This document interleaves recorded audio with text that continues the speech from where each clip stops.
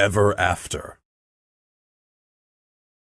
Once upon a time, I was naive enough to think I would happily live out my life as nothing more than a queen's huntsman. Some kings set round tables, others design cabinets or chambers to assist their rule. The queens of Caladium keep an exclusive cadre of highly trained huntsmen.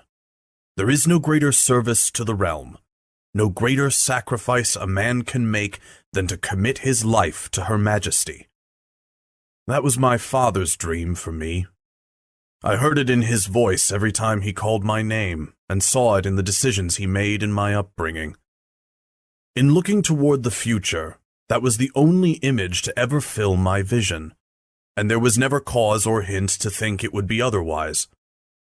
I loved the outdoors, the noise, the rush, the intricacy of nature, the whisper of nimble paws in dirt, the flutter of hidden wings amid canopies of leaves. 2, I loved the training, the thrill, the pain, the challenge, and especially the promise of enhanced abilities I would gain for pledging my life to the service. 3, I loved my kingdom, always have, always will.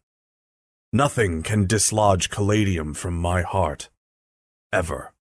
I will not reject her because of those who once ruled her, those who mucked my father's vision for my bright future. Nor will I abandon her after she forcibly wrenched my life out of my hands and replaced it with one I never asked for. 4, I only ever wanted to be like my father. Only ever wanted to dedicate my life to my queen and serve alongside him as the most elite of her men. And I did, until the betrayals, both hers and mine.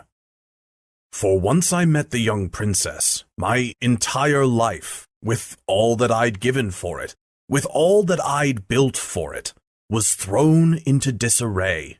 One look, one plea, and I thoroughly smashed to bits the only life I'd ever known and wanted. It may have been a moment of weakness. It may have been a moment of strength. Some days, I'm still not sure what stayed my hand and threw my ambitions away. All I know for certain is that I cast away the life I was intended to lead, so that hers would not be forfeit.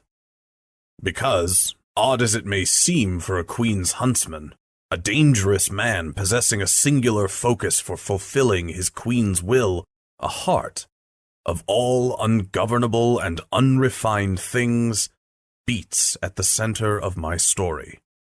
While it may seem obvious, considering the queen's unsettling focus on one particular heart, this is of a different kind. The heart that betrayed me, the heart that saved me, was my own. A troubling thought because it should have been quieted for good the day I joined the Queen's service. The day when the only heart that was supposed to beat in my chest was Caladium's. I couldn't have become a huntsman had it been otherwise. I couldn't have achieved so much at so young an age if it was. I was destined to serve my queen as her huntsman, not her husband. But I let my heart get in the way, and it overtook my life completely. None of this was ever supposed to happen.